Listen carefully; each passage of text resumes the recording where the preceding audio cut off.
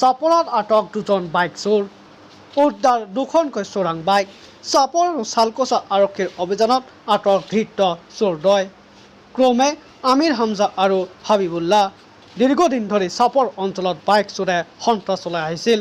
অৱশেষত বাইক চোৰ গেঙৰ দুজনক আটক কৰিবলৈ সক্ষম হয় আৰক্ষী। উদ্ধাৰ হোৱা বাইক দুখনৰ নম্বৰ ক্ৰমে AS01 BS 6949 আৰু AS17 M2053। জানিব পৰা মতে চাপৰত ৰুম ভাড়া থাকি হাবিবুল্লাহ নামৰ চোৰজনে বাইক চুৰি কৰে আৰু বাইকসমূহ বিলাসীপাৰাৰ আমিৰ হামজা নামৰ এগৰাকী ব্যক্তিৰ জৰিয়তে বিভিন্ন ঠাইলৈ বিক্ৰী কৰায়। ৰাইজে আমিৰ হামজা নামৰ চোৰজনক চোৰাং বাইকসহ হাতে লোটে আটক কৰি চালকোচা আৰক্ষীক চমজাই দিয়ে। চোৰজনক সোধপোছ কৰি আৰক্ষীয়ে অভিযান চলাই দ্বিতীয় চোৰক আটক কৰিবলৈ সক্ষম হয়। ঘটনা সংক্ৰান্তত চালকোচা আৰক্ষীয়ে তদন্ত অব্যাহত ৰাখিছে।